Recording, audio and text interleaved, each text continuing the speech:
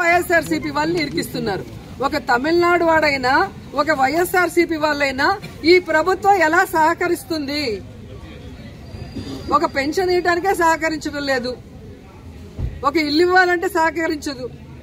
ఏది వైఎస్ఆర్సీపీ వాళ్ళకి ఇవ్వకూడదని చెప్తుంటే మరి ఏ విధంగా ఇది జరుగుతుంది?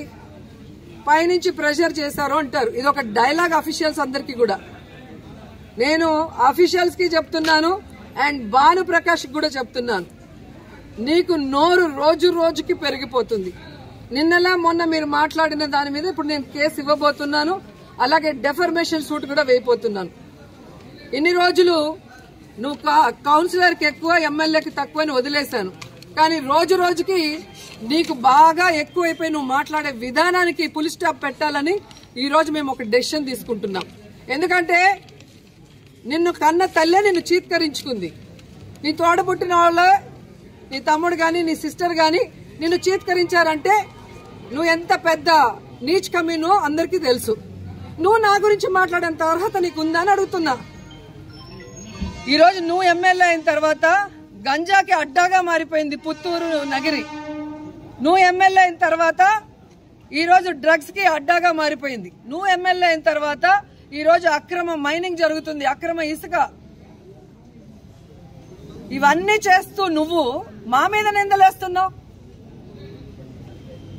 రాబోయేది జగన్మోహన్ రెడ్డి గారి ప్రభుత్వం. 5 ఏళ్ల తర్వాత ఈ 5 ఏళ్లలో నువ్వు చేసిన అవినీతిని కూర్చోబెట్టి కక్కిస్తానని కూడా ఈ సందర్భంగా తెలియజేసుకుంటున్నా.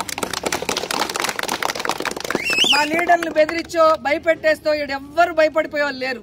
మీ తాటాకు చెప్పులకి ఎవ్వడు భయపడేవాడు లేడు. జగన్మోహన్ రెడ్డి గారు చెప్పారు కదా, మేం ప్రజల కోసం ఫైట్ చేసేవాళ్ళం, అధికారంలో ఉంటే ప్రజలకు మంచి చేసిన వాళ్ళం. ఈరోజు గర్వంగా ప్రజల్లోకి మేము వెళ్ళగలం. కానీ మీరు వెళ్లే పరిస్థితి లేదు. చాటలతో పరకలతో కొడతారు.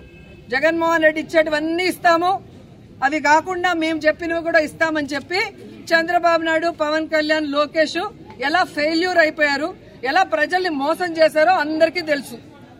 అలాగే ఈ దేశంలోనే ఏ రాష్ట్రంలో చేయనటువంటి విధంగా మొదటి సంవత్సరమే 1,86,000 కోట్ల రూపాయలను అప్పు తీసుకొచ్చి ఒక చెత్త రికార్డు సృష్టించిన ముఖ్యమంత్రి ఎవరైనా ఉన్నారంటే అది చంద్రబాబు నాయుడు. ఈరోజు లా అండ్ ఆర్డర్ ఏ విధంగా ఫెయిల్యూర్ అయింది రాష్ట్రంలో, ఆడపిల్లల్ని ఎలా మానభంగాలు చేసి చంపేస్తున్నారో అందరూ చూస్తున్నారు. అలాగే తప్పుడు కేసులతో ఎలా వైఎస్ఆర్సీపీ వాళ్ళని, మీకు తప్పు అని చెప్పి నిలదీసిన వాళ్ళని మీరు ఎలా తప్పుడు కేసులు పెట్టి లోపల పెడుతున్నారో అన్ని చూస్తున్నారు. అఫీషియల్స్ ని మీరు ఎలా మోసం చేసి ఉద్యోగస్తుల్ని ఈరోజు వాళ్ళని కూడా ఎలా మోసం చేశారో అందరూ చూస్తున్నారు. నిరుద్యోగ భృతి ఇస్తాం లేదా ఉద్యోగం ఇస్తామని వాళ్ళని కూడా ఎలా మోసం చేశారో అందరూ చూస్తున్నారు. కాబట్టి ఈరోజు డోర్ టు డోర్ పోయి ఇంటింటికి తెలుగుదేశం అంటే మిమ్మల్ని కొడతారన్న భయంతో ఈ విధంగా తప్పుడు కేసులు పెట్టి లీడర్ని బెదిరిస్తూ డైవర్షన్ పాలిటిక్స్ చేయాలనుకుంటే ఎవరు ఒప్పుకోరు.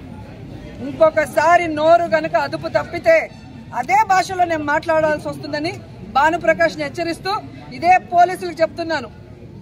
ఈ రోజు తిరుపతి గాని, రాజంపేట గాని, నగిరిలో గాని ఎవరెవరైతే ఉన్నారో ఎమ్మెల్యేలుగా, ఎంపీలుగా వాళ్ళందరూ కూడా మాట్లాడండి. ఏ విధంగా కలెక్టర్, ఎస్పీ పర్మిషన్లు ఇస్తున్నారు రోడ్ల మీద ఈ విధంగా అక్రమ బియ్యం వెళ్లేదానికి, అక్రమ లిక్కర్ వెళ్లేదానికి, అక్రమ ఇసుక వెళ్లేదానికి కనుక్కోండి. మీ ఇన్వాల్వ్మెంట్ లేకపోతే ఎవరైతే ఇన్వాల్వ్మెంట్ ఉందో ఆ ఎమ్మెల్యేలను అందరినీ కూడా అరెస్ట్ చేసి లోపల పెట్టండి.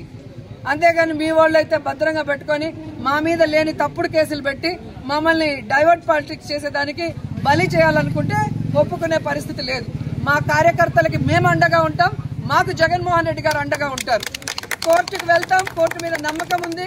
ఖచ్చితంగా కోర్టు ద్వారా మేము తప్పు చేయలేదని ప్రూవ్ చేసుకుని బయటకు వస్తాం.